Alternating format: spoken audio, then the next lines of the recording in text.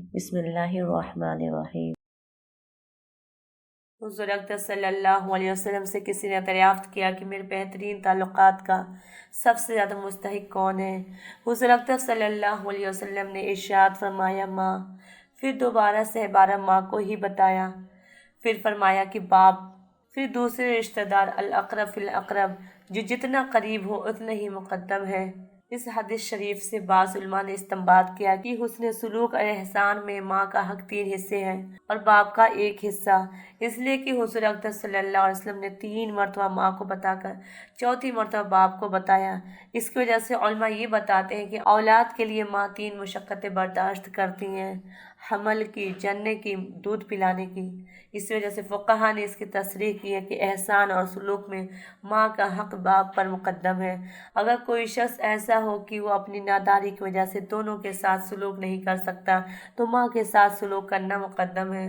البتہ اعزاز اور ادب تعظیم میں باپ کا حق ماں پر مقدم ہے، اور یہ بھی ظاہر ہے کہ عورت ہونے کی وجہ سے ماں احسان کی زیادہ محتاج ہوتی ہے۔ ان دونوں کے بعد دوسرے رشتہ دار ہیں جس کی قرابت جتنی قریب ہوگی اتنا ہی مقدم ہوگا۔ ایک حدیث میں ہے کہ اپنی ماں کے ساتھ حسن سلوک کی ابتدا کرو، اس کے بعد باپ کے ساتھ، پھر بہن کے ساتھ، پھر بھائی کے ساتھ، الاقرب فالاقرب، اور اپنے پڑوسیوں اور حاجت مندوں کو نہ بھولنا۔ حضرت بنہر بن حکیم اپنے دادا سے نقل کرتے ہیں کہ انہوں نے حضور اقدس صلی اللہ علیہ وسلم سے نقل کیا ہے کہ حضور، میں سلوک و احسان کس کے ساتھ کروں؟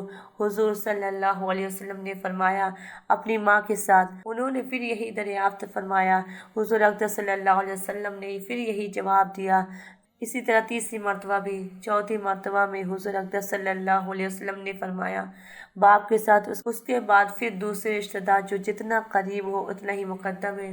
ایک اور حدیث میں ہے کہ ایک شخص حضور اقدس صلی اللہ علیہ وسلم کی خدمت میں حاضر ہوئے اور عرض کیا کہ مجھے کوئی حکم دے تاکہ تعمیل ارشاد کروں۔ حضور اقدس صلی اللہ علیہ وسلم نے فرمایا کہ اپنے ماں کے ساتھ احسان کرو۔ دوسری اور تیسری مرتبہ کے بعد حضور اقدس صلی اللہ علیہ وسلم نے فرمایا کہ باپ کے ساتھ احسان کرو۔ ایک حدیث میں ہے کہ 3 چیزیں ایسی ہیں جس میں یہ پائی جائے، حق تعالی شانہ مرنے کے وقت کو اس پر آسان کر دیتے ہیں اور جنت میں اس کو داخل کر دیتے ہیں: ضعیف پر مہربانی، والدین پر شفقت اور ماتحتوں پر احسان۔ حضور اقدس صلی اللہ علیہ وسلم کا ارشاد ہے کہ جو شخص یہ چاہتا ہے کہ اس کے رزق میں وسعت کی جائے اور اس کے نشانات قدم میں تاخیر کی جائے، اس کو چاہیے کہ صلہ رحمی کرے۔ نشانات قدم میں تاخیر کیے جانے سے عمر کی درازی مراد لی جاتی ہے، اس لیے کہ جس شخص کی جتنی عمر زیادہ ہوگی اتنی ہی ضمانت تک اس کے چلنے سے نشانات قدم زمین پر پڑیں گے، اور جو مر گیا اس کے پاؤں کا نشان زمین سے مٹ گیا۔ اس پر یہ اشکال کیا جاتا ہے کہ عمر ہر شخص کی متعین ہے۔ قرآن پاک میں کئی جگہ یہ مضمون صراحت سے مذکور ہے کہ ہر شخص کا ایک مقررہ وقت ہے جس میں ایک ساعت کی نہ تو تقدیم ہو سکتی ہے نہ تاخیر ہو سکتی ہے۔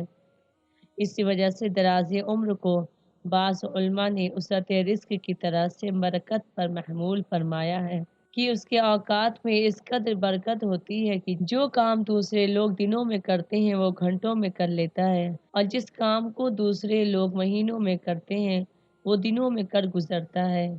اور بعض علماء نے دراز عمر سے اس کا ذکر خیر مراد لیا ہے کہ بہت دنوں تک اس کے کارناموں کی نشانات اور ذکر خیر اس کا جاری رہتا ہے۔ بعض علماء نے لکھا ہے کہ اس کی اولاد میں زیادتی ہوتی ہے جس کا سلسلہ اس کے مرنے کے بعد دیر تک رہتا ہے، اور یہی وجوہ اس کی ہو سکتی ہے جب نبی کریم صلی اللہ علیہ وسلم نے ان کا قول سچا ہے، ارشاد برحق ہے، اس کی اطلاع دی ہے، تو صورت اس کی جو بھی ہو اس کا حاصل ہونا یقینی ہے۔ اور اللہ جل شانہ کی پاک ذات قادر مطلق اور مسبب الاسباب ہے، اس کو اسباب پیدا کرنا کیا مشکل ہے؟ وہ ہر چیز کا جس کو وہ کرنا چاہے ایسا پیدا کر دیتا ہے کہ عقلا کی عقلیں دنگ رہ جاتی ہیں۔ اسی لیے اس میں نہ کوئی اشکال ہے نہ کوئی معنی۔ مقدرات کا مسئلہ اپنی جگہ پر اٹل ہے، لیکن اس دنیا کو اللہ جل شانہ نے دارالاسباب بنایا ہے اور ہر چیز کے لیے ظاہری یا باطنی سبب پیدا کیا ہے۔ اگر ہیضہ کے بیمار کے لیے حکیم، ڈاکٹر وغیرہ کے لیے ایک منٹ میں آدمی دوڑ سکتا ہے، کہ شاید اس دوا سے فائدہ ہو، کیوں؟ تاکہ عمر باقی رہے، لیکن وہ ایک مقررہ متعینہ چیز ہے، پھر کوئی وجہ نہیں کہ بقا عمر کے لیے اس سے زیادہ جدوجہد صلہ رحمی میں نہ کی جائے، اسی لیے کہ اس کا بقا اور طول عمر کے لیے سبب ہونا یقینی ہے۔ اور ایسے حکیم کا ارشاد ہے جس کے نسخے میں نہ کبھی غلطی ہوئی ہو، اور ان معمولی حکیم ڈاکٹروں کے نسخوں اور تشخیص میں غلطیوں کے سینکڑوں احتمالات ہیں۔ حضور اکرم صلی اللہ علیہ وسلم کا یہ پاک ارشاد جو اوپر گزرا مختلف احادیث میں مختلف عنوانات سے وارد ہوا ہے، اسی لیے اس میں تردد نہیں۔ ایک حدیث میں حضرت علی رضی اللہ عنہ سے نقل کیا گیا کہ جو شخص ایک بات کا ذمہ لے لے، میں اس کے لیے 4 باتوں کا ذمہ لیتا ہوں۔ جو شخص صلہ رحمی کرے اس کی عمر دراز ہوتی ہے، اعزہ اس سے محبت کرتے ہیں، رزق میں اس کی وسعت ہوتی ہے اور جنت میں داخل ہوتا ہے۔ دوسرا، حضور اکرم صلی اللہ علیہ وسلم نے حضرت ابوبکر صدیق رضی اللہ عنہ سے فرمایا کہ 3 باتیں بالکل حق اور پکی ہے۔ نمبر 1، جس شخص پر ظلم کیا جائے اور وہ چشم پوشی کرے اس کی عزت بڑھتی ہے۔ نمبر 2، جو شخص مال کی زیادتی کے لیے سوال کرے اس کے مال میں کمی ہوتی ہے۔ نمبر 3، جو شخص عطا اور صلہ رحمی کا دروازہ کھول دے اس کے مال میں کثرت ہوتی ہے۔ فقی ابو اللیث رحمۃ اللہ علیہ فرماتے ہیں کہ صلہ رحمی میں 10 چیزیں قابل مدح ہے۔ اول یہ کہ اس میں اللہ جل شانہ و عم نوالہ کی رضا و خوشنودی ہے، کہ اللہ پاک کا حکم صلہ رحمی کا ہے، دوسرے رشتہ داروں پر مسرت پیدا کرنا ہے، اور حضور اکرم صلی اللہ علیہ وسلم کا پاک ارشاد ہے کہ افضل ترین عمل مومن کو خوش کرنا ہے، تیسرے اس سے فرشتوں کو بھی بہت مسرت ہوتی ہے، چوتھے مسلمانوں کی طرف سے اس شخص کی مدح اور تعریف ہوتی ہے، پانچویں شیطان کو اس سے بڑا رنج و غم ہوتا ہے، چھٹے اس کی وجہ سے عمر میں زیادتی ہوتی ہے، ساتویں رزق میں برکت ہوتی ہے، آٹھویں مردوں کو اس سے مسرت ہوتی ہے کہ باپ دادا جن کا انتقال ہو گیا ان کو جب اس کی خبر ہوتی ہے تو ان کو بڑی خوشی اس سے ہوتی ہے، نویں آپس کے تعلقات میں اس سے قوت ہوتی ہے، جب تم کسی کی مدد کرو گے، اس پر احسان کرو گے، تمہاری ضرورت اور مشقت کے وقت میں وہ دل سے تمہاری اعانت کرنے کا خواہش مند ہوگا۔ 10ویں، مرنے کے بعد تمہیں ثواب ملتا رہے گا کہ جس کی بھی تم مدد کرو گے، تمہارے مرنے کے بعد وہ ہمیشہ تمہیں یاد کر کے دعائے خیر کرتا رہے گا۔ حضرت انس رضی اللہ عنہ فرماتے ہیں کہ قیامت کے دن رحمان کے عرش کے سائے میں 3 قسم کے آدمی ہوں گے۔ ایک صلہ رحمی کرنے والا، اس کے لیے دنیا میں بھی اس کی عمر بھی بڑھائی جاتی ہے، رزق میں بھی وسعت کی جاتی ہے اور اس کی قبر میں بھی وسعت کر دی جاتی ہے۔ دوسرے، وہ عورت جس کا خاوند مر گیا ہو اور وہ چھوٹی اولاد کی پرورش کی خاطر ان کے جوان ہونے تک نکاح نہ کرے تاکہ ان کی پرورش میں مشکلات پیدا نہ ہو۔ تیسرے، وہ شخص کھانا تیار کرے اور یتامى مساکین کی دعوت کرے۔ حضرت حسن رضی اللہ عنہ حضور اکرم صلی اللہ علیہ وسلم سے نقل کرتے ہیں کہ 2 قدم اللہ کے یہاں بہت محبوب ہے، ایک وہ قدم جو فرض نماز ادا کرنے کے لیے اٹھا ہو، دوسرا وہ قدم جو کسی محرم کی ملاقات کے لیے اٹھا ہو۔ بعض علماء نے لکھا ہے کہ 5 چیزیں ایسی ہیں کہ جن پر دوام اور استقلال سے اللہ جل شانہ کے یہاں ایسی نیکیاں ملتی ہیں جیسے کہ اونچے اونچے پہاڑ، اور ان کی وجہ سے رزق میں بھی وسعت ہوتی ہے۔ ایک، صدقہ کی مداومت، تھوڑا ہو یا زیادہ۔ دوسرے، صلہ رحمی پر مداومت، چاہے قلیل ہو یا کثیر۔ تیسرے، اللہ کے راستے میں جہاد کرنا۔ چوتھا، ہمیشہ باوضو رہنا۔ پانچواں، والدین کی فرما برداری پر مداومت کرنا۔ ایک حدیث میں آیا ہے کہ جس عمل کا ثواب اور بدلہ سب سے جلدی ملتا ہے وہ صلہ رحمی ہے۔ بعض آدمی گنہگار ہوتے ہیں لیکن صلہ رحمی کی وجہ سے ان کے مالوں میں بھی برکت ہوتی ہے اور ان کے اولاد میں بھی۔ ایک حدیث میں ہے کہ صدقہ طریقے کے موافق کرنا اور معروف کا اختیار کرنا، والدین کے ساتھ احسان کرنا اور صلہ رحمی آدمی کو بدبختی سے نیک بختی کی طرف پھیر دیتا ہے، عمر میں زیادتی کا سبب ہے اور بری موت سے حفاظت ہے۔ عمر میں اور رزق میں زیادتی جتنی کثرت سے روایات میں ذکر کی گئی ہے، اس کا نمونہ معلوم ہو گیا، اور یہ دونوں چیزیں ایسی ہیں جن پر ہر شخص مرتا ہے، اور دنیا کی ساری کوششیں انہی دو چیزوں کی خاطر ہے۔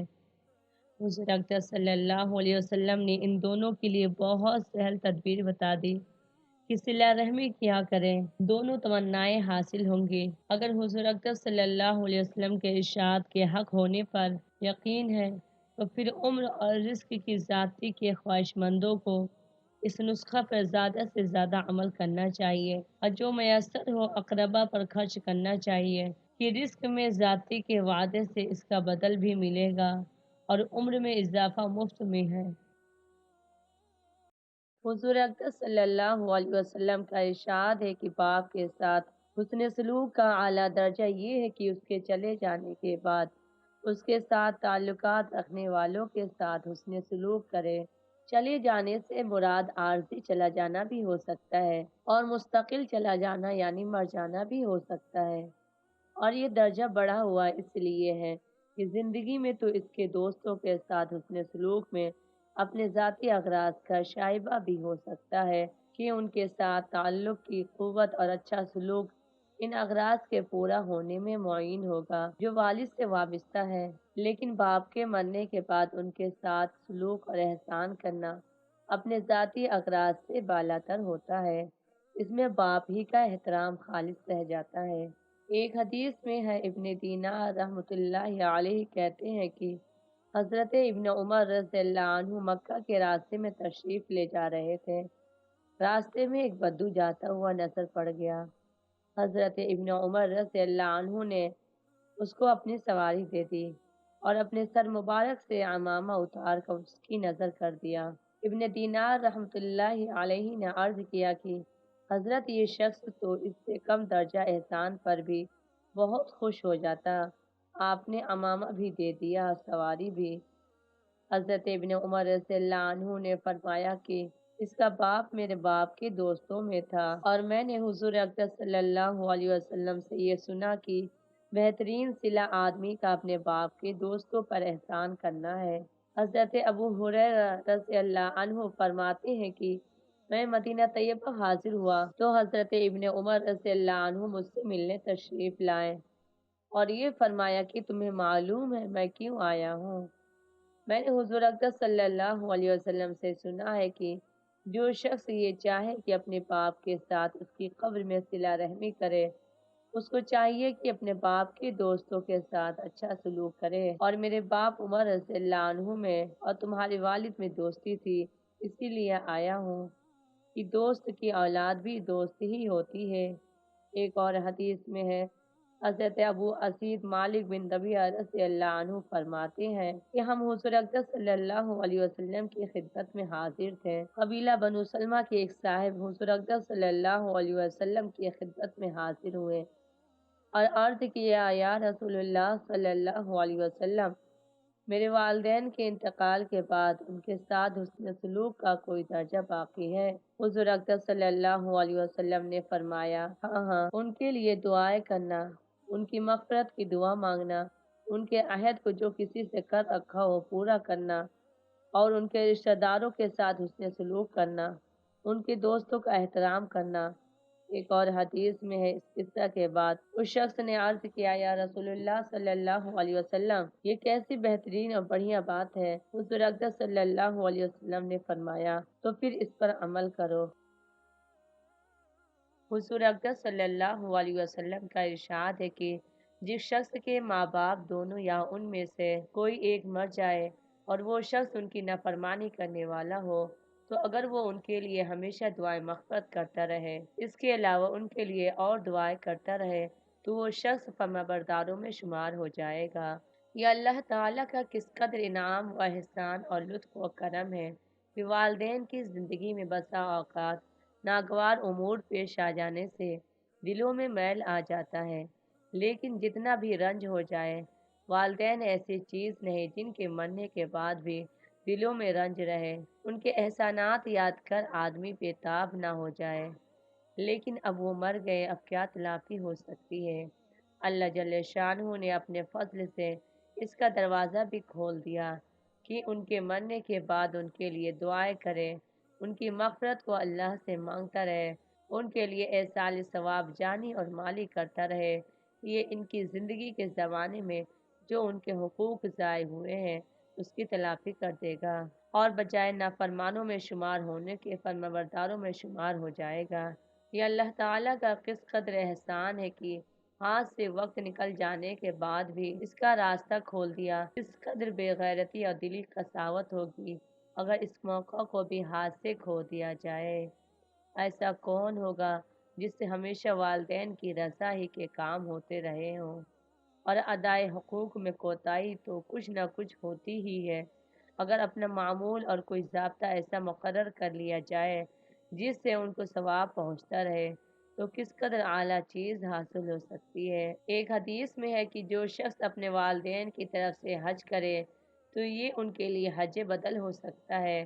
ان کی روح کو آسمان میں اس کی خوشخبری دی جاتی ہے اور یہ شخص اللہ کے نزدیک فرمانبرداروں میں شمار ہوتا ہے، اگرچہ پہلے سے نافرمان ہو۔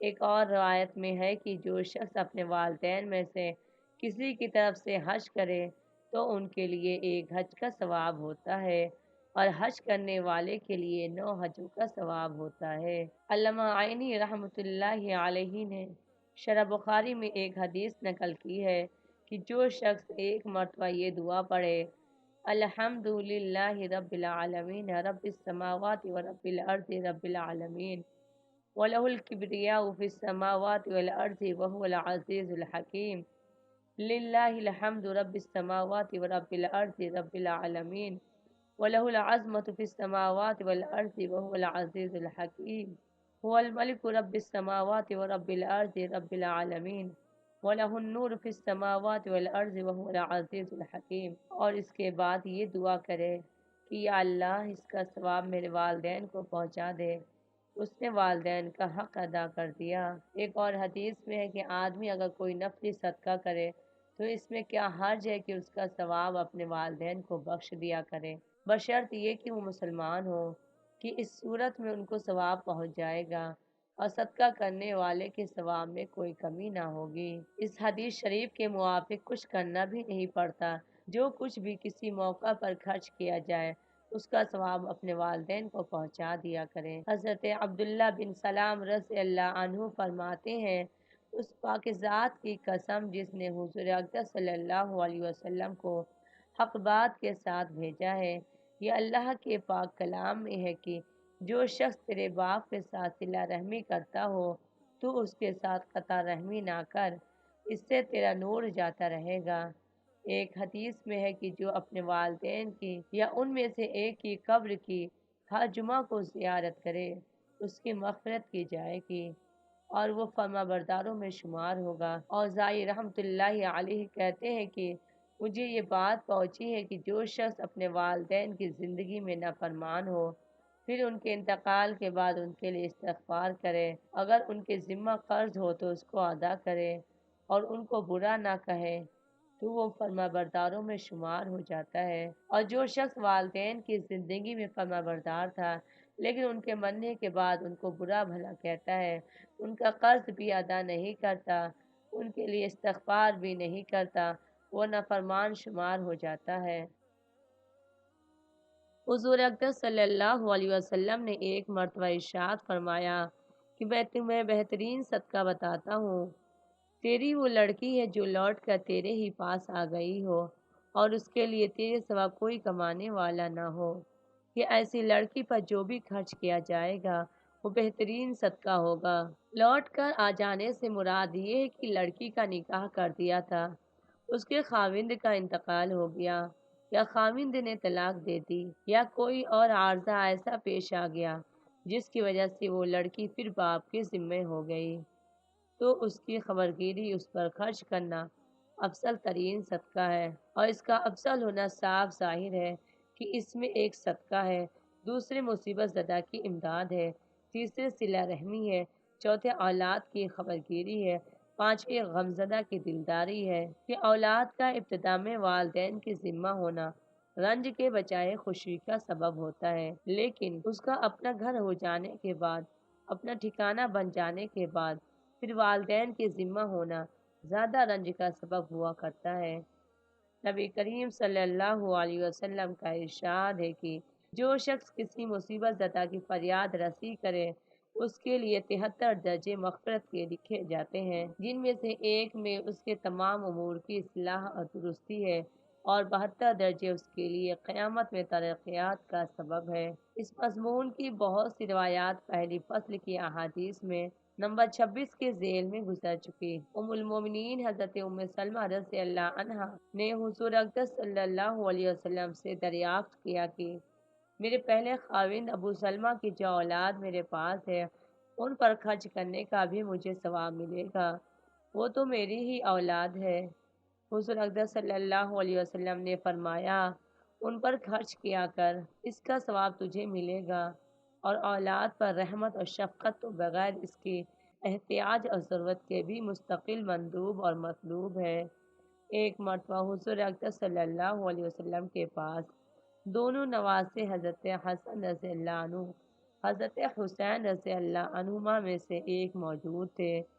حضور اقدس صلی اللہ علیہ وسلم نے ان کو پیار کیا۔ اقرا بن حابس رضی اللہ عنہ قبیلہ تمیم کا سردار بھی وہاں موجود تھا۔ کہنے لگا کہ میرے 10 بیٹے ہیں، میں نے ان میں سے کبھی بھی کسی کو پیار نہیں کیا۔ حضور اقدس صلی اللہ علیہ وسلم نے اس کی طرف تیز نگاہ سے دیکھا اور فرمایا کہ جو رحم نہیں کرتا اس پر رحم بھی نہیں کیا جاتا۔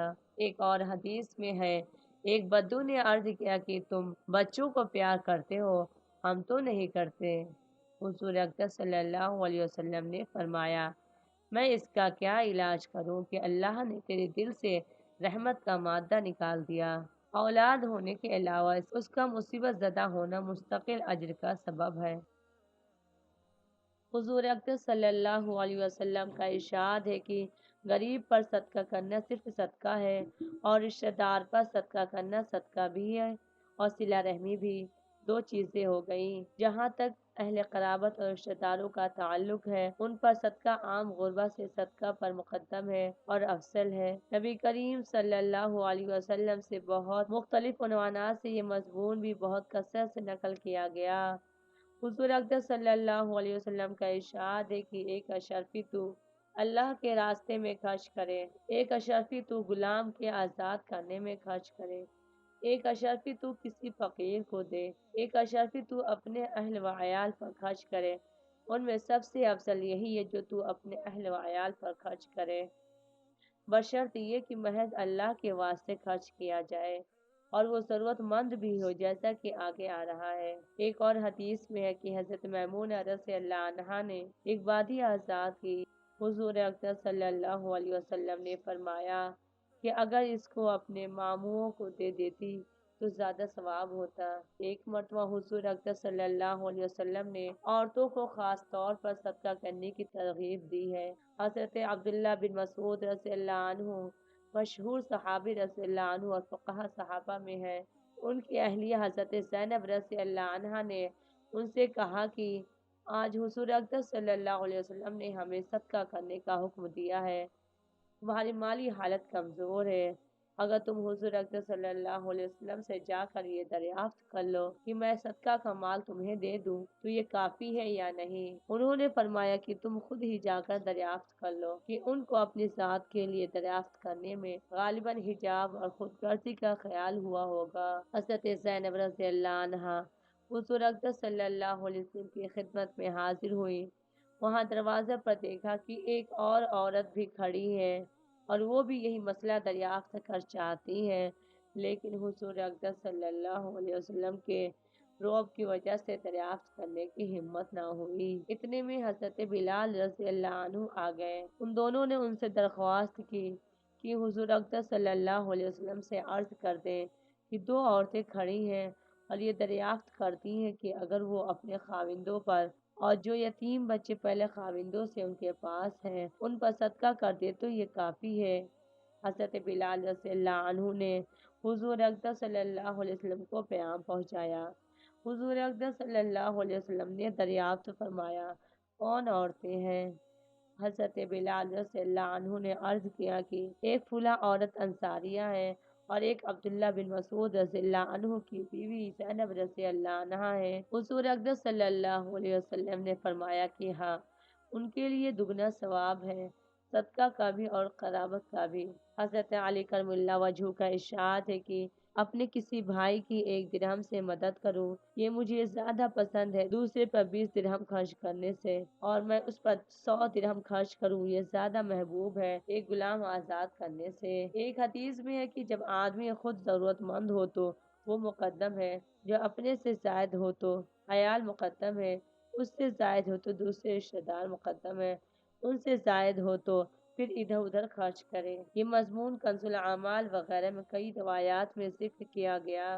اس سے معلوم ہوا کہ دوسروں کو مؤخر کرنا جب ہی ہے جبکہ اپنے کو اور اپنے اہل و عیال کو احتیاج زیادہ ہو، اور اگر اپنے سے زیادہ محتاج دوسرے ہو یا خود باوجود احتیاج کے صبر پر قادر ہے اور اللہ پر اعتماد کامل ہے تو دوسروں کو مقدم کر دینا کمال درجہ ہے۔ پہلی فصل کی آیات نمبر 28 پر وَيُؤْثِرُونَ عَلَىٰ أَنفُسِهِمْ کے ذیل میں یہ مضمون گزر چکا ہے۔ حضرت علی رضی اللہ عنہ ارشاد فرماتے ہیں کہ میں تمہیں اپنا اور اپنی بیوی حضرت فاطمہ رضی اللہ عنہا کا جو حضور اکرم صلی اللہ علیہ وسلم کی سب سے زیادہ لاڈلی اولاد تھی قصہ سناؤں۔ وہ میرے گھر رہتی تھی، خود چکی پیستی تھی جس کی وجہ سے ہاتھوں میں گٹھے پڑ گئے، خود پانی بھر کر لاتی جس کی وجہ سے مشکیزہ کی رگڑ سے بدن پر رسی کے نشان پڑ گئے، خود گھر میں جھاڑو وغیرہ دیتی جس سے کپڑے میلے رہتے، خود کھانا پکاتی جس سے دھوئیں کے اثر سے کپڑے کالے رہتے، غرض ہر قسم کی مشقتیں اٹھاتی رہتی تھی۔ ایک مرتبہ حضور اکرم صلی اللہ علیہ وسلم کے پاس کچھ بادی غلام وغیرہ آئے تو میں نے کہا کہ تم بھی جا کر ایک خادم مانگ لو کہ اس مشقت سے کچھ امن ملے۔ وہ حضور اکرم صلی اللہ علیہ وسلم کی خدمت میں حاضر ہوئی۔ وہاں کچھ مجمع تھا، شرم کی وجہ سے کچھ عرض نہ کر سکی، واپس چلی آئیں۔ ایک حدیث میں کہ حضرت عائشہ رضی اللہ عنہا سے عرض کر کے چلی آئیں۔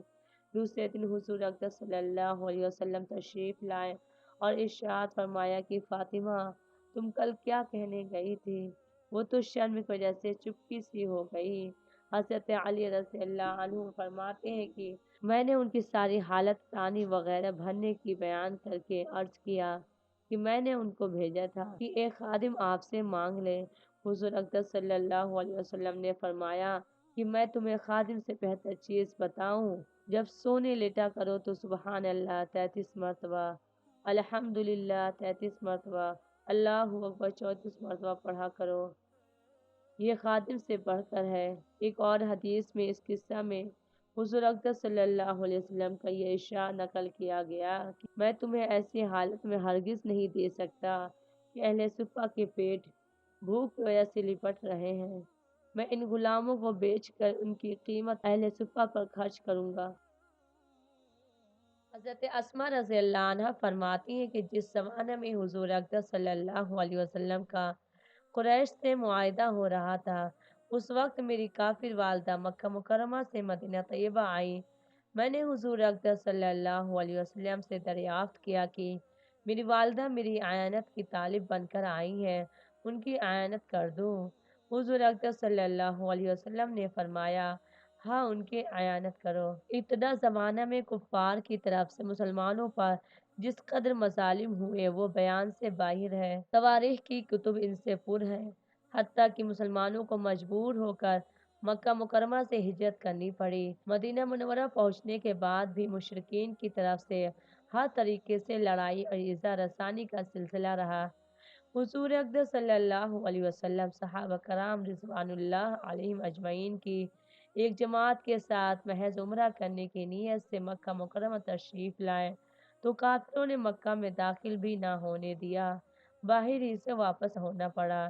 لیکن اس وقت آپس میں ایک معاہدہ چند سال کے لیے ہو گیا تھا، جس میں چند سال کے لیے کچھ شرائط پر آپس میں لڑائی نہ ہونے کا فیصلہ ہوا تھا۔ مشہور قصہ ہے، اسی معاہدہ کی طرف سے حضرت اسماء رضی اللہ عنہا نے اس حدیث میں اشارہ فرمایا کہ جس زمانے میں قریش سے معاہدہ ہو رہا تھا، اس معاہدہ کے زمانے میں حضرت ابوبکر رضی اللہ عنہ کی ایک بیوی جو حضرت اسماء رضی اللہ عنہا کی والدہ تھی اور مسلمان نہیں ہوئی تھی، اپنی بیٹی حضرت اسماء رضی اللہ عنہا کے پاس کچھ اعانت کی خواہش لے کر گئیں۔ چونکہ وہ مشرک تھی، اسی لیے حضرت اسماء رضی اللہ عنہا کو اشکال پیش آیا کہ ان کی اعانت کی جائے یا نہیں، اسی لیے حضور اقدس صلی اللہ علیہ وسلم سے دریافت کیا۔ حضور اقدس صلی اللہ علیہ وسلم نے اعانت کا حکم فرمایا۔ امام خطابی رحمۃ اللہ علیہ فرماتے ہیں کہ اس قصہ سے معلوم ہوا کہ کافر رشتہ داروں کی صلہ رحمی بھی مال سے ضروری ہے، جیسا کہ مسلمان رشتہ داروں کی ہے۔ ایک روایات میں ہے کہ اسی قصہ میں قرآن پاک کی آیت لا ينهاكم الله عن الذين لم يقاتلوكم في الدين ولم يخرجوكم من دياركم ان تبروهم وتقسطوا اليهم ان اللہ يحب المقسطین، جس کا ترجمہ یہ ہے کہ اللہ تعالیٰ تم کو ان لوگوں کے ساتھ احسان اور انصاف کا برتاؤ کرنے سے منع نہیں کرتا جو تم سے دین کے بارے میں نہیں لڑے اور تم کو تمہارے گھروں سے انہوں نے نہیں نکالا۔ اللہ تعالیٰ انصاف کا برتاؤ کرنے والوں سے محبت رکھتے ہیں۔ حضرت اقدس حکیم الامت مولانا تھانوی قدس سرہ فرماتے ہیں کہ مراد وہ کافر ہے جو ذمی یا مصالح ہو، یعنی محسنانہ برتاؤ ان سے جائز ہے، اسی کو منصفانہ برتاؤ فرمایا۔ بس انصاف سے مراد خاص انصاف ہے، یعنی ان کی ذمیت یا مصالحت کے اعتبار سے انصاف اسی کی متقاضی ہے کہ ان کے ساتھ احسان سے دریغ نہ کیا جائے، ورنہ مطلق انصاف تو ہر کافر بلکہ جانور کے ساتھ بھی واجب ہے۔ حضرت اسماء رضی اللہ عنہا کی یہ والدہ جن کا نام قیلہ یا قتیلہ بنت عبد العزیٰ ہے، چونکہ مسلمان نہ ہوئی تھی، اسی لیے حضرت ابو بکر رضی اللہ عنہ نے ان کو طلاق دے دی تھی۔ بعض روایات میں ہے کہ کچھ گھی پنیر وغیرہ ہدیہ کے طور پر لے کر اپنی بیٹی حضرت اسماء رضی اللہ عنہا کے پاس گئی، انہوں نے ان کو اپنے گھر میں داخل نہ ہونے دیا اور اپنی اللہ ہمشیرہ حضرت عائشہ رضی اللہ عنہا کے پاس مسئلہ دریافت کرنے کے لیے آدمی بھیجا کہ حضور اقدس صلی اللہ علیہ وسلم سے دریافت کر کے اطلاع کر دیں، حضور اقدس صلی اللہ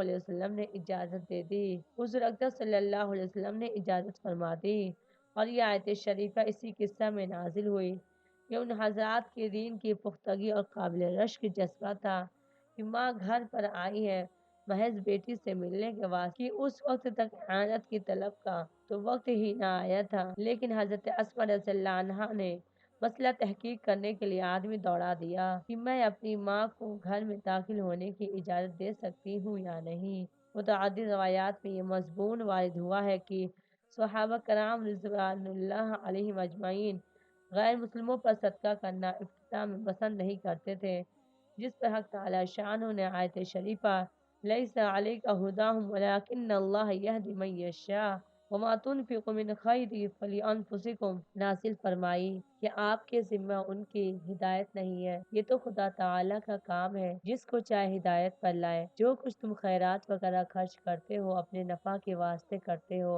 اور اللہ تعالی کی رضا جوئی کے علاوہ کسی اور فائدے کی غرض سے نہیں کرتے، یعنی تم تو صدقہ وغیرہ اللہ تعالی شانہ کی رضا کے واسطے کرتے ہو، اس میں ہر حاجت مند داخل ہے، کافر ہو یا مسلمان۔ حضرت ابن عباس رضی اللہ عنہ فرماتے ہیں کہ لوگ اپنے کافر رشتہ داروں پر احسان کرنا پسند نہیں کرتے تھے تاکہ وہ بھی مسلمان ہو جائیں۔ انہوں نے اس بارے میں حضور اقدس صلی اللہ علیہ وسلم سے استفسار کیا، اس پر یہ آیت شریفہ لیس علیک ھداھم نازل ہوئی، اور بھی متعدد روایات میں یہ مضمون وارد ہوا ہے۔ امام غزالی رحمۃ اللہ علیہ نے لکھا ہے کہ ایک مجوسی حضرت ابراہیم علیہ نبینا و علیہ الصلوۃ والسلام کی خدمت میں حاضر ہوا اور آپ کا مہمان بننے کی درخواست کی۔ آپ نے فرما دیا کہ اگر تو مسلمان ہو جائے تو میں تیری مہمانی قبول کرتا ہوں۔ وہ مجوسی چلا گیا۔ اللہ جل شانہ کی طرف سے وحی نازل ہوئی کہ ابراہیم تم ایک رات کا کھانا تبدیل مذہب بغیر نہ کھلا سکے، ہم 70 برس سے اس کے کفر کے باوجود اس کو کھانا دے رہے ہیں، ایک وقت کا کھانا کھلا دیتے تو کیا مذائقہ تھا۔ حضرت ابراہیم علیہ الصلوۃ والسلام فوراً اس کی تلاش میں دوڑنے لگے، وہ مل گیا، اس کو اپنے ساتھ واپس لے آئے اور اس کو کھانا کھلایا۔ اس مجوسی نے پوچھا کہ کیا بات پیش آئی کہ تم خود مجھے تلاش کرنے نکلے؟ حضرت ابراہیم علیہ الصلوۃ والسلام نے وحی کا قصہ سنایا۔ وہ مجوسی کہنے لگا اس کا میرے ساتھ یہ معاملہ ہے تو مجھے اسلام کی تعلیم دیجیے، اور اسی وقت مسلمان ہو گیا۔ ایک حدیث میں ہے کہ 3 چیزیں ایسی ہیں جن میں کسی شخص کو کوئی گنجائش نہیں، پہلا، والدین کے ساتھ احسان کرنا، چاہے والدین مسلمان ہو یا کافر۔ دوسرا، جس سے عہد کر لیا جائے اس کو پورا کرنا، چاہے مسلمان سے عہد کیا ہو یا کافر سے۔ تیسرا، امانت کو واپس کرنا، چاہے مسلمان کی امانت ہو یا کافر کی۔ محمد بن حنفیہ عطا رحمۃ اللہ علیہ اور قتادہ رضی اللہ عنہ تینوں حضرات سے یہ نقل کیا گیا کہ حق تعالی شانہ کے پاک ارشاد الا ان تفعلوا الى اولیاءکم معروفا میں مسلمان کی یہود و نصارہ غیر مسلم رشتہ داروں کے لیے وصیت مراد ہے۔ حضور اکرم صلی اللہ علیہ وسلم کا ارشاد ہے کہ مخلوق ساری کی ساری اللہ تعالیٰ کے عیال ہے، بس اللہ تعالیٰ کو وہ شخص بہت محبوب ہے جو اس کے عیال کے ساتھ احسان کرے۔ مخلوق کے اندر مسلمان، کافر، انسان، حیوان سب ہی داخل ہے۔ ہر مخلوق کے ساتھ احسان کا برتاؤ کرنا اسلام کی تعلیم ہے اور اللہ جل شانہ کو محبوب ہے۔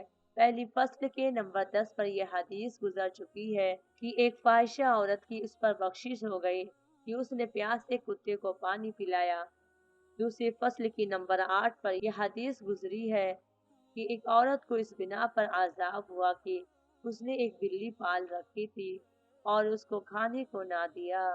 جب جانوروں کا یہ حال ہے تو آدمی تو اشرف المخلوقات ہے، اس پر احسان اور اچھے برتاؤ کا کیا کچھ اجر ہوگا۔ حضور اکرم صلی اللہ علیہ وسلم کا مشہور ارشاد ہے ارحموا من فی الارض یرحمکم من فی السماء، تم زمین پر رہنے والوں پر رحم کرو، تم پر آسمان والے رحم کریں گے۔ دوسری حدیث میں حضور اکرم صلی اللہ علیہ وسلم کا ارشاد ہے کہ جو شخص آدمیوں پر رحم نہیں کرتا اللہ جل شانہ اس پر رحم نہیں فرماتا۔ ایک اور حدیث میں ہے کہ رحم اسی شخص کے دل سے نکالا جاتا ہے جو بدبخت ہوا۔ خود حضور اکرم صلی اللہ علیہ وسلم کی ساری زندگی ساری دنیا کے لیے رحمت تھی۔ آپ صلی اللہ علیہ وسلم کی زندگی کا ایک ایک واقعہ اس کی شہادت دیتا ہے۔ امت کے لیے ضروری ہے کہ حضور اکرم صلی اللہ علیہ وسلم کی زندگی کے واقعات کی تحقیق کرے اور اس کا اتباع کرے۔ حق تعالی شانہ کا پاک ارشاد ہے وما ارسلناک الا رحمۃ للعالمین، اور ہم نے آپ کو اور کسی بات کے لیے نہیں بھیجا مگر دنیا جہان کے لوگوں پر مہربانی کرنے کے لیے۔ حضرت ابن عباس رضی اللہ عنہ اس آیت شریفہ کی تفسیر میں فرماتے ہیں کہ جو لوگ حضور اکرم صلی اللہ علیہ وسلم پر ایمان لائیں ان کے لیے تو آپ کا وجود دنیا اور آخرت کی رحمت ہے ہی، لیکن جو لوگ ایمان نہیں لائے ان کے لیے بھی آپ کا وجود اس لحاظ سے رحمت ہے کہ وہ پہلی امتوں کی طرح دنیا کے عذاب مسخ ہو جانے سے، زمین میں دھس جانے سے، آسمانوں سے پتھر برسنے سے محفوظ ہو گئے۔ حضرت ابو ہریرہ رضی اللہ عنہ فرماتے ہیں کہ بعض لوگوں نے حضور اکرم صلی اللہ علیہ وسلم سے درخواست کی کہ قریش نے مسلمانوں کو بہت اذیت پہنچائی، بہت نقصانات دیے، آپ ان لوگوں پر بددعا فرمائیں۔ حضور اکرم صلی اللہ علیہ وسلم نے فرمایا کہ میں بددعائیں دینے کے لیے نہیں بھیجا گیا، میں لوگوں کے لیے رحمت بنا کر بھیجا گیا ہوں۔ اور بھی متعدد آیات میں یہ مضمون وارد ہوا ہے۔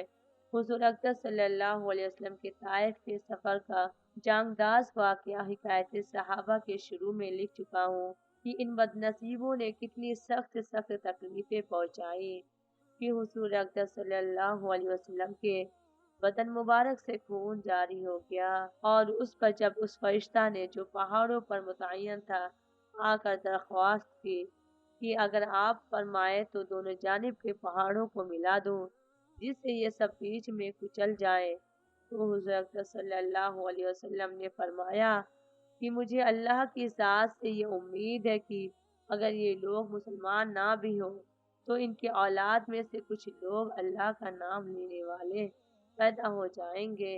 احد کی لڑائی میں جب حضور اکرم صلی اللہ علیہ وسلم پر سخت حملہ کیا گیا، حضور اکرم صلی اللہ علیہ وسلم کا دندان مبارک شہید ہو گیا۔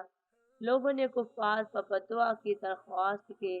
حضور اکرم صلی اللہ علیہ وسلم نے ارشاد فرمایا یا اللہ میری قوم کو ہدایت فرما کہ یہ لوگ ناواقف ہیں۔ حضرت عمر رضی اللہ عنہ نے عرض کیا، یا رسول اللہ صلی اللہ علیہ وسلم، اگر آپ بھی حضرت نوح علیہ السلام کی طرح بددعا فرما دیتے تو ہم سب کے سب ہلاک ہو جاتے کہ آپ علیہ السلام کو ہر قسم کی تکلیفیں پہنچائی گئی، لیکن آپ علیہ السلام ہر وقت یہی دعا فرماتے رہے کہ یا اللہ میری قوم کی مغفرت فرما کہ وہ جانتے نہیں۔ قاضی عیاض رحمۃ اللہ علیہ فرماتے ہیں کہ ان حالات کو بڑے غور سے دیکھنا چاہیے کہ کس قدر حضور اکرم صلی اللہ علیہ وسلم کا علم اور اخلاق کا اعلیٰ نمونہ اور جود و کرم کی انتہا ہے کہ ان سخت تکلیفوں پر حضور اکرم صلی اللہ علیہ وسلم کبھی مغفرت کی کبھی ہدایت کی دعائیں کرتے رہے۔ غواص بن حارث کا واقعہ مشہور ہے کہ جب ایک سفر میں حضور اکرم صلی اللہ علیہ وسلم تنہا سو رہے تھے، وہ تلوار ہاتھ میں لے کر حضور اکرم صلی اللہ علیہ وسلم کے پاس پہنچ گیا اور حضور اکرم صلی اللہ علیہ وسلم کی آنکھ اس وقت کھلی جبکہ وہ تلوار لیے سوتے ہوئے پاس کھڑا تھا۔ اس نے للکار کر کہا کہ پتہ اب تجھے بچانے والا کون ہے؟ حضور اکرم صلی اللہ علیہ وسلم نے فرمایا، اللہ جل شانہ۔ حضور اکرم صلی اللہ علیہ وسلم کا یہ فرمانا تھا کہ اس کے ہاتھ کو کپ کپی ہوئی اور تلوار ہاتھ سے گر گئی۔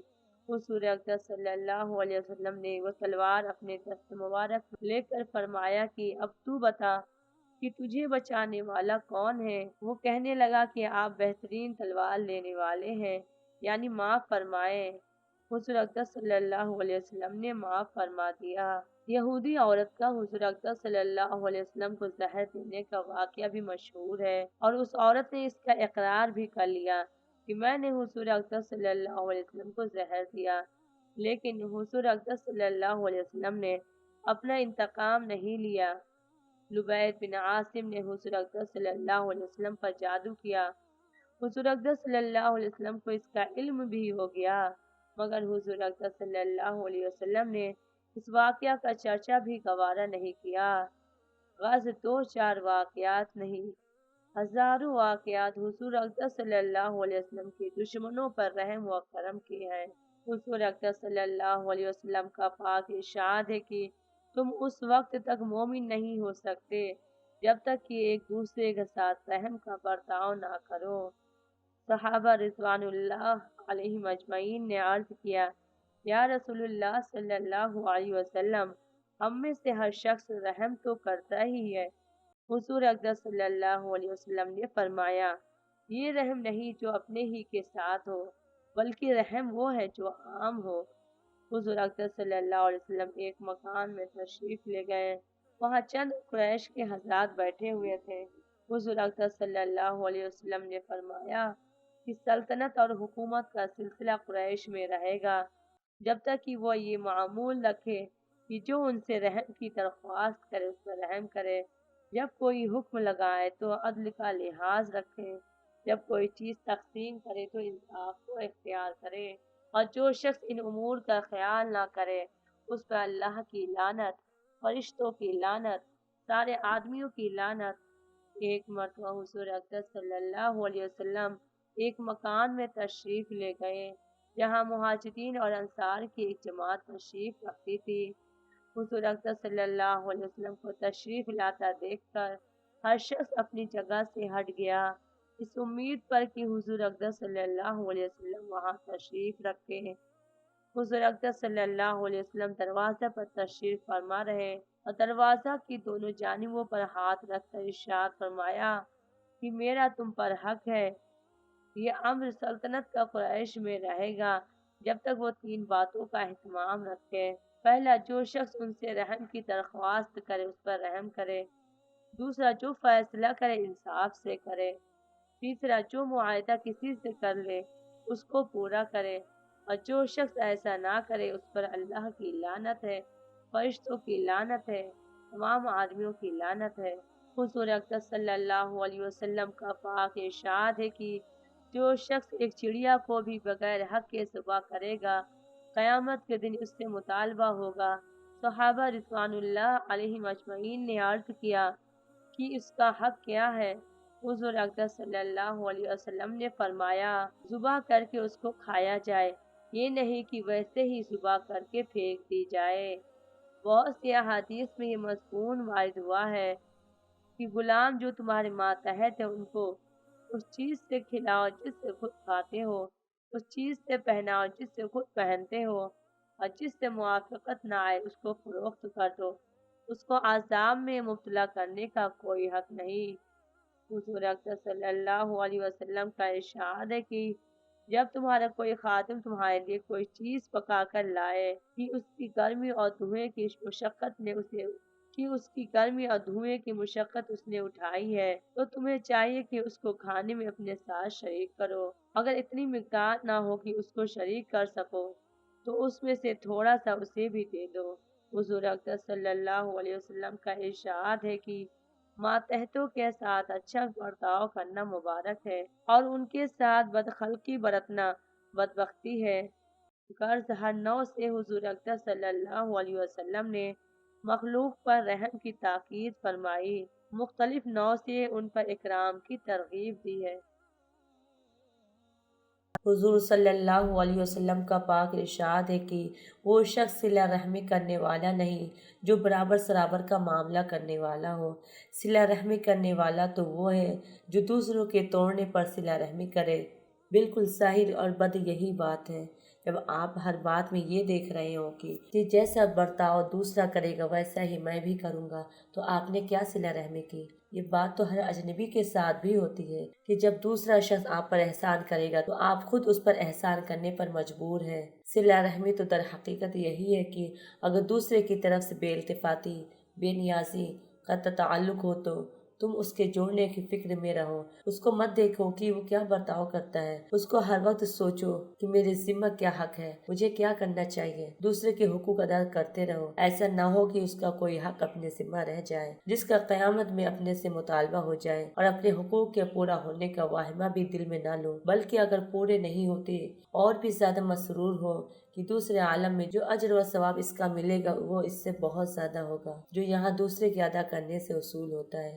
ایک صحابی رضی اللہ عنہ نے حضور اکرم صلی اللہ علیہ وسلم سے عرض کیا، یا رسول اللہ صلی اللہ علیہ وسلم، میرے رشتہ دار ہیں، میں ان کے ساتھ صلہ رحمی کرتا ہوں، وہ قطع رحمی کرتے ہیں، میں ان پر احسان کرتا ہوں، وہ میرے ساتھ برائی کرتے ہیں، میں ہر معاملہ میں تحمل سے کام لیتا ہوں، وہ جہالت پر اترتے رہتے ہیں۔ حضور اکرم صلی اللہ علیہ وسلم نے ارشاد فرمایا، اگر یہ سب کچھ صحیح ہے تو ان کے منہ میں خاک ڈال رہا ہے، یعنی خود ذلیل ہوں گے، اور تیرے ساتھ اللہ تعالی شانہ کی مدد شامل حال رہے گی جب تک تو اپنی اس عادت پہ جمع رہے گا، اور جب تک اللہ جل شانہ کی مدد کسی کے شامل حال رہے، نہ کسی کی برائی سے نقصان پہنچ سکتا ہے، نہ کسی کا قطع تعلق نفع پہنچنے سے مانع ہو سکتا ہے۔ تو نہ چھوٹے مجھ سے یا رب، تیرا چھٹنا ہے غضب، یوں میں راضی ہوں مجھے چاہے زمانہ چھوڑ دے۔ یہ کھلی ہوئی حقیقت ہے کہ اللہ تعالی شانہ کسی کا مددگار ہو جائے تو اس کو کب کسی دوسرے کی مدد کے احتیاج باقی رہ سکتی ہے؟ پھر ساری دنیا اس کو مجبوراً معین ہے،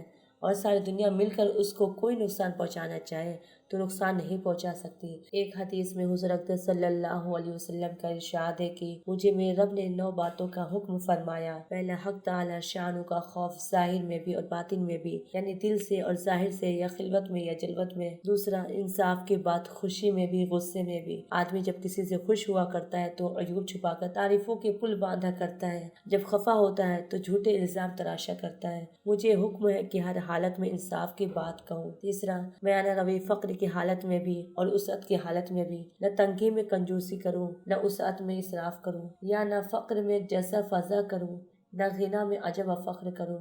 چوتھا، نیز یہ کہ جو شخص مجھ سے قطع تعلق کرے میں اس کے ساتھ بھی تعلقات وابستہ کروں۔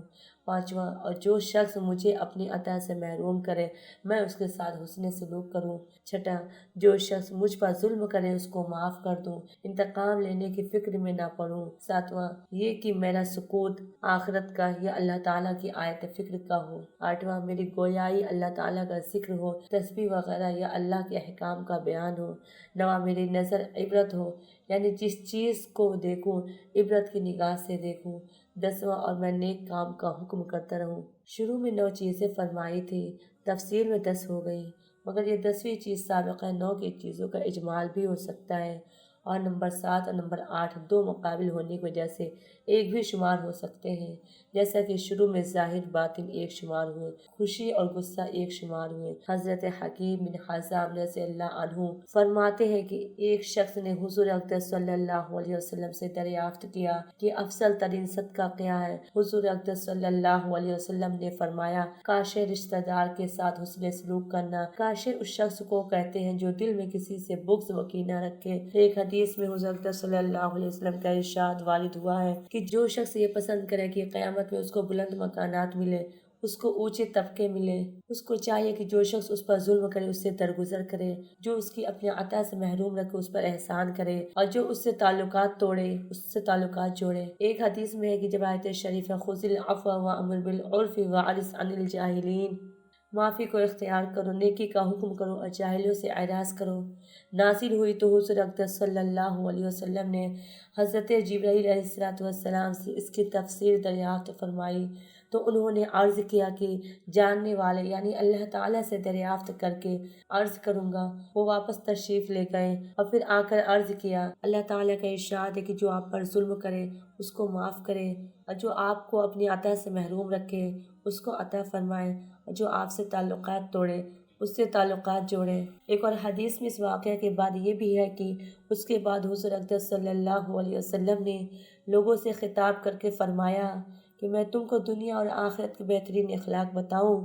صحابہ کرام رضی اللہ عنہم اجمعین نے عرض کیا، ضرور، ارشاد فرمائیں۔ حضور اقدس صلی اللہ علیہ وسلم نے ارشاد فرمایا، جو تم پر ظلم کرے اس کو معاف کرو، جو تمہیں اپنی عطا سے محروم رکھے اس کو عطا کرو، جو تم سے تعلقات توڑے اس سے صلہ رحمی کرو۔ حضرت علی رضی اللہ عنہ فرماتے ہیں کہ مجھے حضور اقدس صلی اللہ علیہ وسلم نے ارشاد فرمایا کہ میں تمہیں اولین اور آخرین کے بہترین اخلاق بتاؤں؟ میں نے عرض کیا، ضرور، ارشاد فرمائے۔ حضور اقدس صلی اللہ علیہ وسلم نے ارشاد فرمایا کہ جو تمہیں اپنی عطا سے محروم رکھے اس کو عطا کرو، جو تم پر ظلم کرے اس کو معاف کرو، اور جو تم سے قرابت کے تعلقات توڑے اس کے ساتھ تعلقات جوڑو۔ حضرت عقبہ رضی اللہ عنہ فرماتے ہیں کہ حضور اقدس صلی اللہ علیہ وسلم نے مجھ سے فرمایا کہ میں تمہیں دنیا اور آخرت کے بہترین اخلاق بتاؤں؟ پھر یہی 3 چیزیں ارشاد فرمائیں۔ اور بھی متعدد صحابہ کرام رضی اللہ عنہم اجمعین سے یہ مضمون ذکر کیا گیا ہے۔ حضرت ابو ہریرہ رضی اللہ عنہ حضور اقدس صلی اللہ علیہ وسلم کا ارشاد نقل کرتے ہیں کہ آدمی خالص ایمان تک اس وقت تک نہیں پہنچ سکتا جب تک کہ یہ کام نہ کرے کہ اپنے سے تعلق توڑنے والوں کے ساتھ تعلق کو جوڑا کرے، اپنے اوپر ظلم کرنے والوں کو معاف کیا کرے، اپنے کو گالیاں دینے والے کو بخش دیا کرے، اور جو اپنے ساتھ برائی کرے اس کے ساتھ بھلائی کرے۔ حضور اقدس صلی اللہ علیہ وسلم کا ارشاد ہے کہ نہیں ہے کوئی گناہ جو زیادہ مستحق اس بات کا ہو کہ اس کا وبال آخرت میں ذخیرہ رہنے کے باوجود دنیا میں اس کی سزا بہت جلد نہ بھگتنی پڑے، ان 2 کے علاوہ، ایک ظلم، دوسرا قطع رحمی۔ یعنی یہ 2 گناہ ظلم اور قطع رحمی ایسے ہیں کہ آخرت میں تو ان پر جو کچھ وبال ہوگا وہ ہوگا ہی، آخرت کے علاوہ دنیا میں بھی ان کی سزا بہت جلد ملتی ہے۔ ایک اور حدیث میں ہے کہ حق تعالی شانہ ہر گناہ کی جب چاہے مغفرت فرما دیتے ہیں، مگر والدین کی قطع رحمی کی سزا مرنے سے پہلے دے دیتے ہیں۔ ایک حدیث میں ہے کہ ہر گناہ کی سزا اللہ جل شانہ آخرت پر مؤخر فرما دیتے ہیں، لیکن والدین کی نافرمانی کی سزا کو بہت جلد دنیا میں دے دیتے ہیں۔ بہت سی احادیث میں یہ بھی مضمون ہے کہ حق تعالی شانہ قیامت کے دن رحم یعنی قرابت کو زبان عطا فرمائیں گے، وہ عرش معلیٰ کو پکڑ کر درخواست کرتا رہے گا کہ یا اللہ، جس نے مجھے ملایا تو اس کو ملا، اور جس نے مجھے قطع کیا تو اس کو قطع کر۔ بہت سے احادیث میں ہے کہ حق تعالی شانہ فرماتے ہیں کہ رحم کا لفظ اللہ تعالیٰ کے پاک نام رحمان سے نکالا گیا، جو اس کو ملائے گا رحمان اس کو ملائے گا، جو اس کو قطع کرے گا رحمان اس کو قطع کرے گا۔ ایک حدیث میں ہے کہ اس قوم پر رحمت نازل نہیں ہوتی جس میں کوئی قطع رحمی کرنے والا ہو۔ ایک حدیث میں ہے کہ ہر پنج شنبہ کو اللہ جل شانہ کے یہاں اعمال پیش ہوتے ہیں، قطع رحمی کرنے والے کا کوئی عمل قبول نہیں ہوتا۔ فقیہ ابو اللیث رحمۃ اللہ علیہ فرماتے ہیں کہ قطع رحمی اس قدر بدترین گناہ ہے کہ پاس بیٹھنے والوں کو بھی رحمت سے دور کر دیتا ہے۔ اسی لیے ضروری ہے کہ ہر شخص اس سے بہت جلد توبہ کرے اور صلہ رحمی کا اہتمام کرے۔ حضور اقدس صلی اللہ علیہ وسلم کا ارشاد ہے کہ صلہ رحمی کے علاوہ کوئی نیکی ایسی نہیں جس کا بدلہ بہت جلد ملتا ہو، اور قطع رحمی اور ظلم کے علاوہ کوئی گناہ ایسا نہیں جس کا وبال آخرت میں باقی رہنے کے ساتھ ساتھ دنیا میں جلدی نہ مل جاتا ہو۔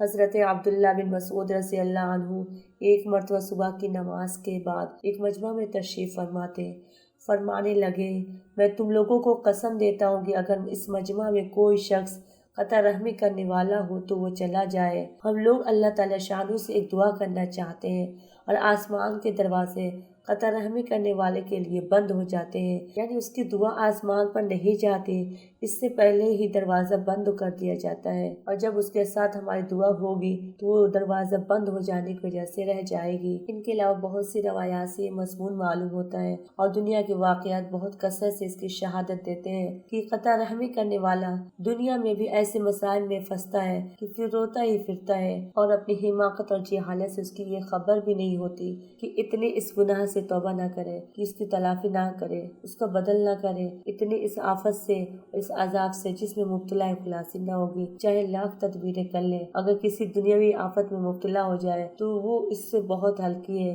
کہ کسی بددینی میں خدا نہ کرے مبتلا ہو جائے، کہ اس صورت میں اس کو پتہ بھی نہ چلے گا کہ توبہ ہی کر لے۔ حق تعالی شانہ ہی اپنے فضل سے محفوظ فرمائے، آمین۔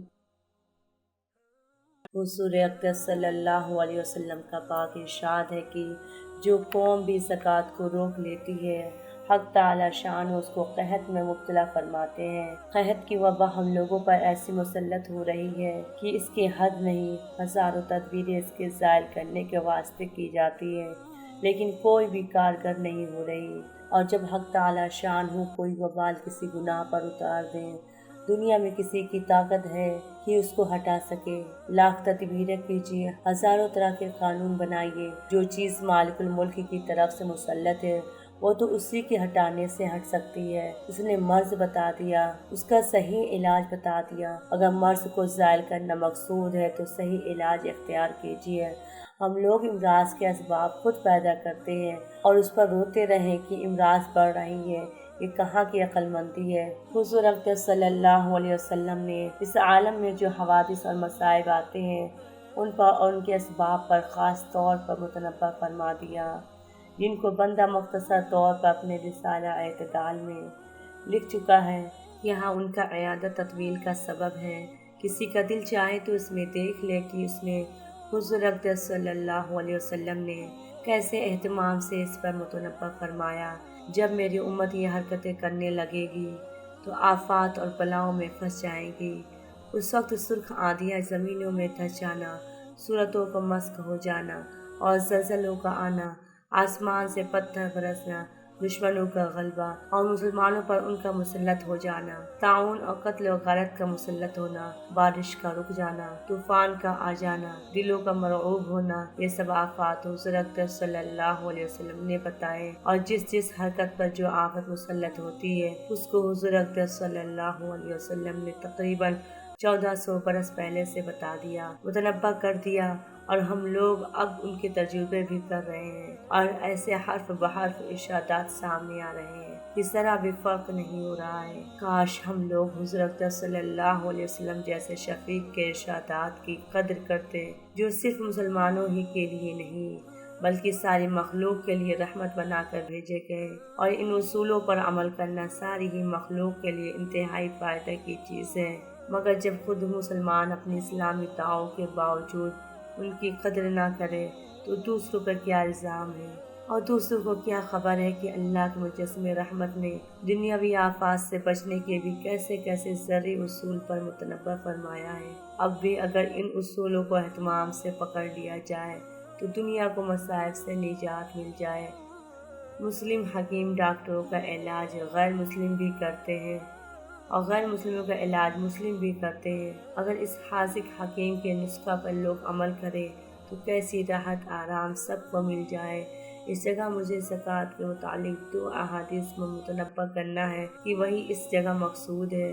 حضرت ابن عمر رضی اللہ عنہ فرماتے ہیں، حضور اقدس صلی اللہ علیہ وسلم نے ایک مرتبہ ارشاد فرمایا کہ اے مہاجرین کی جماعت، 5 چیزیں ایسی ہیں کہ اگر تم ان میں مبتلا ہو جاؤ، اور میں اللہ سے پناہ مانگتا ہوں اس بات سے کہ تم ان میں مبتلا ہو تو بڑی آفات میں پھنس جاؤ۔ ایک تو یہ ہے کہ فحش بدکاری جس قوم میں بھی کھلم کھلا اعلان ہونے لگے تو ان میں ایسی نئی بیماریاں پیدا ہوں گی جو پہلے کبھی سننے میں نہ آئی ہو، اور جو لوگ ناپ تول میں کمی کرنے لگیں گے ان پر قحط اور مشقت اور بادشاہ کا ظلم مسلط ہو جائے گا، اور جو قوم زکوٰۃ کو روک لے گی ان پر بارش روک دی جائے گی۔ اگر جانور نہ ہو تو ایک قطرہ بھی بارش کا نہ ہو۔ جانور چونکہ اللہ کی مخلوق ہے اور بے قصور ہے، ان کی وجہ سے تھوڑی بہت بارش ہوگی، اور جو لوگ معاہدوں کے خلاف ورزی کریں گے ان پر دوسری قوموں کا تسلط ہو جائے گا، ان کے مال و متاع کو لوٹ لیں گے، اور جو لوگ اللہ کے قانون کے خلاف حکم جاری کریں گے ان میں خانہ جنگی ہو جائے گی۔ آج ہم لوگوں کو بڑے غور سے ان عیوب کو دیکھنا چاہیے کہ ان میں سے کون سا عیب ایسا ہے جس میں ہم مبتلا نہیں ہیں، اور ساتھ ہی یہ بھی غور کر لیں کہ جو آفات ان پر بتائی گئی ہے کون سی آفت ایسی ہے جو ہم بھی مسلط نہیں۔ حضرت ابن عباس رضی اللہ عنہ فرماتے ہیں کہ حضور اقدس صلی اللہ علیہ وسلم نے ارشاد فرمایا کہ 5 چیزیں 5 چیزوں کے بدلے میں ہیں۔ کسی نے عرض کیا، یا رسول اللہ صلی اللہ علیہ وسلم، اس کا کیا مطلب ہے؟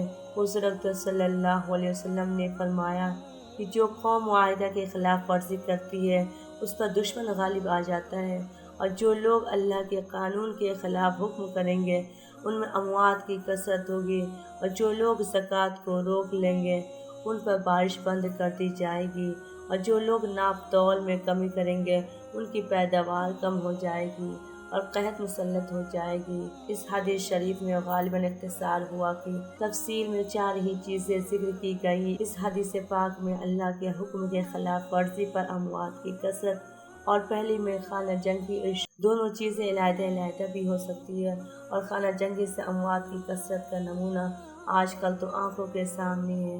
حضرت علی رضی اللہ عنہ اور حضرت ابو ہریرہ رضی اللہ عنہ دونوں حضرات سے یہ حدیث نقل کی گئی کہ جب میری امت ان 15 عیوب میں مبتلا ہو جائے، من جملہ ان کے یہ بھی دونوں حدیثوں میں ہے کہ زکوٰۃ کا ادا کرنا تاوان بن جائے، یعنی اس کا ادا کرنا ایسا مصیبت ہو جائے جیسا تاوان ہوتا ہے، یا وہ تاوان کی طرح سے وصول کی جانے لگے، تو اس وقت سرخ آندیاں، زلزلے، زمینوں میں دھس جانا، صورتوں کا مسخ ہو جانا، آسمانوں سے پتھر برسانا، ایسے لگاتار مصائب یکی بعد دیگرے نازل ہونے لگیں گے جیسا کہ تسبیح کا تاغا ٹوٹ جائے اور اس کے دانے ایک ایک ہو کر گرنا شروع کر دیں۔ اعتدال میں یہ روایتیں پوری ذکر کی گئی ہیں، اور اس میں ان 15 عیوب کی تفصیل ہے جس پر یہ سخت عذاب ذکر فرمائے ہیں۔